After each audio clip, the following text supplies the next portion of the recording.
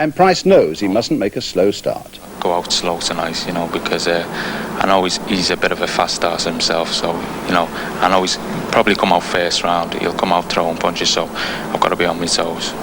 I'm going to deliver the goods anyway, I know that, and I'll bring that title back home to Sheffield. I'm the underdog, I know I've got nothing to lose, but he's, you know, perfectly frank, yeah, I'll surprise a few people tonight. I'm really fit, and I want Hagler. Hagler's the number one man, so I've got to get rid of Jimmy Price first, and he's in the way.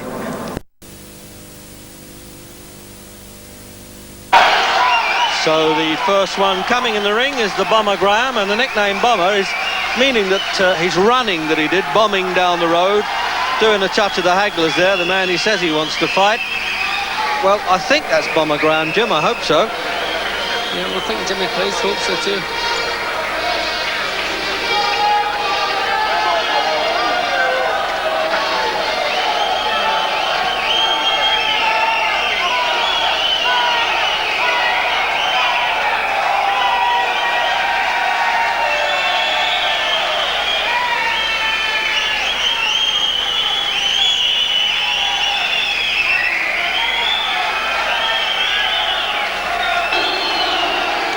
So there's Jimmy Price, who doesn't train too far from this hall in Shoreditch, but of course is a good old hardened scouser at heart, but is used to boxing in London, and obviously this is his big chance.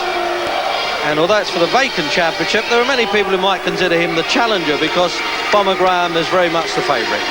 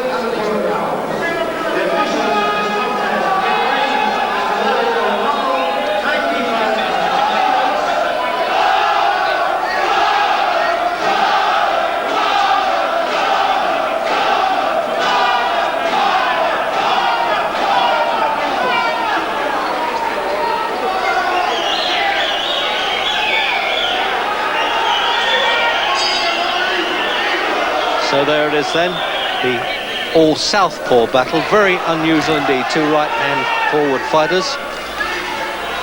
And Jimmy Price wearing the Irish green of Liverpool almost, isn't he? A bit of an adopted Cockney in some ways. An unbeaten Graham, who doesn't mind saying he thinks he'd like to box Marvin Hagler. Well, sometimes I'm scared to shake hands with Marvin Hagler, let alone fight him, so I admire Graham for saying it, and he's come out to try and prove a point in the opening round. Looks like all these fighters now are trying to follow the Hagler-Hearns lead, and he's done it too. He's been beaten in one round before, Jimmy Price, by Ayub Kaluli, the Ugandan, who was former world champion. And we've criticised Graham in the past for being negative. Well, there's nothing negative about this one. He stuck his head up there like a weather vane, and yet he's still thrown enough punches there to really punch holes almost in Jimmy Price. And he's not going to make this because he's fallen back in his haunches. Larry O'Connell, no, he is going to make it. Having another look at him.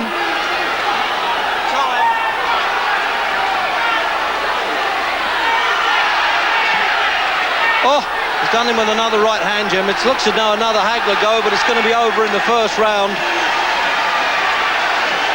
We knew that he was a hot favourite to win this round halfway through this fight, I mean, Herol Graham, and he's done it. Well, you can't take that away. He came out, he said he would come out bombing, the bomber from Sheffield, and he did, Jim. Well, it was a great performance. You can't argue with a first round knockout victory in a title fight. But that's the second time I've seen Jimmy Price in trouble in the first round. He doesn't seem to know how to tighten up. When he's hurt, he goes firing back. He'll be far better covering up, grabbing hold of an opponent and trying to fiddle his way through.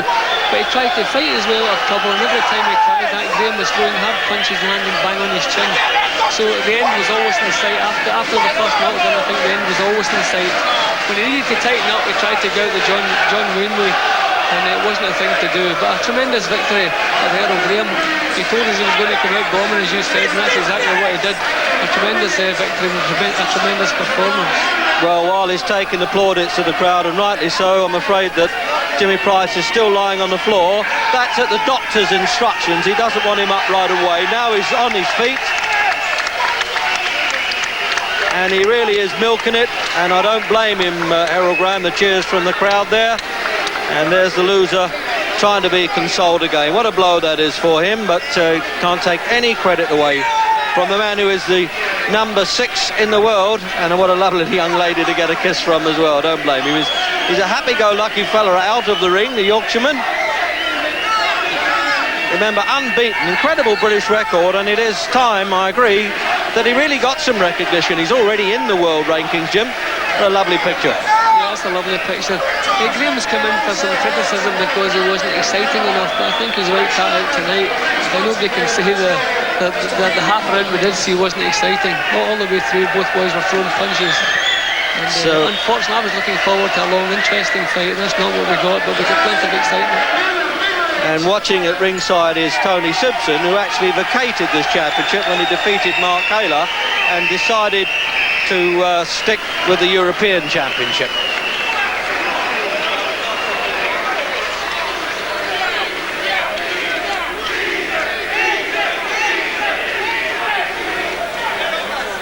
Chance of the easy, and really you couldn't argue with that, because, Jim, I don't think Price landed a worthwhile punch, really. Well, Price actually did land a couple of half-decent punches, but Graham was always ready to come back with better.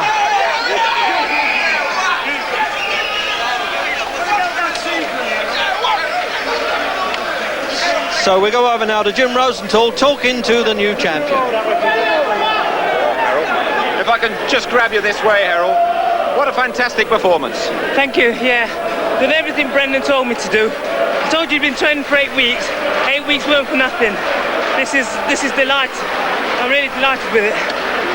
You were terribly confident beforehand, but did you really feel you were going to finish it that quickly? I didn't think I'd finish it that quickly, but I knew I was that confident. I was going out and do my best.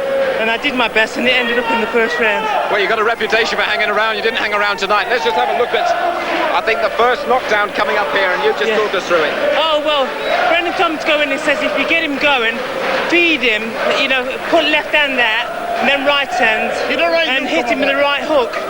And it hit him right on his nose. And I didn't think he was going to get up, so I started jumping up. He got up for the other one, and then Brendan Thomas do the same thing again. Right, here comes the next one. Oh, this one, it was body, mostly to the body. He caught me as he's just going away, then I caught him back, pushed him off me, and then caught him as he was just coming back inside. And then I could see the end coming there. Knocking him out with right uppercuts now. That's right, and I think we've got the last one coming up for you as well. This is the finale. I felt him with the right hand. I felt him with the right and left, and I hit him with the right hand coming up soon. Oh, it was the left? No? I'm sure it was the right. There were so many of them. There it is, that one there. And then he had to go. He couldn't carry on like that. What's this, Herol Christie? Next one I want, if he wants me, Herol Christie. Right, well, he's done a fabulous job. I think Jim Watt might be a little bit worried the way you've talked us through those punches. I think all of them would be worried. I mean, today Tony Simpson's here tonight, and if he wants to go, come on. Now listen, when you came on at the start of the programme and you said, I want Marvin Hagler, I'm sure a lot of people laughed. What do you think they might say now? I think that they'll be saying, well, he does stand a chance now, seeing that performance tonight, first rounder. 60-40 to me now. Right. You made history tonight, I think the first British fighter to win the light middle and the middle as well. Well done, great performance. Thank you very much. See you again sometime. Thank you. Oh, well, this is the fight they want then. Herol Christie saying OK, but I don't think he wants to fight him with his glasses on.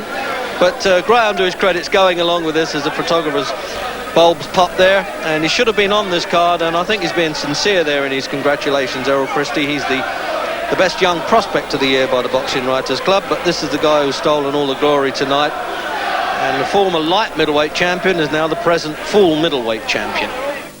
Well, Our gloved